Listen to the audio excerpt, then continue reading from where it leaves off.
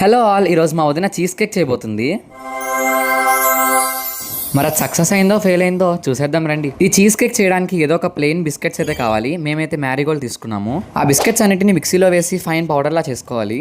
ఆ బిస్కెట్ పౌడర్ని ఒక ట్రే లేదా బాక్స్ తీసుకుని ఒక లేయర్లా వేసుకోవాలి. కరిగించిన నెయ్యి లేదా బటర్ తీసుకుని ఆ బిస్కెట్ పౌడర్లో వేసి కలుపుకోవాలి. ఇలా బాగా కలుపుకున్నాక మొత్తం ఈవెన్గా ప్రెస్ చేయాలి. ఇప్పుడు ఈ బాక్స్ని 20 to 30 minutes రిఫ్రిజిరేట్ చేయండి. ఆ తర్వాత ఒక బౌల్లో మిల్క్ తీసుకోండి.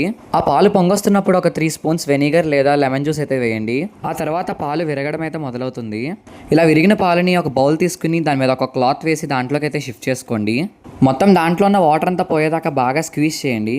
ఇప్పుడు మనకి పన్నీర్ అయితే రెడీ అయిపోయింది. ఇప్పుడు మళ్ళీ మిక్సీ జార్ తీసుకుని దాంట్లోకి paneer, condensed milk and fresh క్రీమ్ని కూడా యాడ్ చేసుకోవాలి. ఇప్పుడు మనం దీన్ని బాగా మిక్సీ పట్టి మనం ముందుగా రిఫ్రిజిరేట్ చేసుకున్న బాక్స్ తీసుకుని దాని మీద మళ్ళీ లేయర్లా వేయాలి. ఇప్పుడు మళ్ళీ ఈ బాక్స్ని ఒక 1 hour రిఫ్రిజిరేట్ చేయాలి. ఈలోపు మనం ఒక బౌల్లో వాటర్ తీసుకుని దానిపైన ఇంకో బౌల్ పెట్టి డైరీ మిల్క్ లేదా చాక్లెట్ కాంపౌండ్ ఏదైనా తీసుకుని దాంట్లో ఫ్రెష్ క్రీమ్ యాడ్ చేసుకుని మెల్ట్ చేయాలి. మళ్ళీ ఇలా మెల్ట్ చేసుకున్న చాక్లెట్ని రిఫ్రిజిరేట్ చేసుకున్న బాక్స్ మీద ఇంకొక లేయర్లా వేసుకోవాలి. దానిపైన కొంచెం మళ్ళీ బిస్కెట్ పౌడర్ని వేసుకుని ఒక 2 to 3 hours రిఫ్రిజిరేట్ చేయాలి. అంతే, చీజ్ కేక్ అయితే రెడీ అయిపోయింది.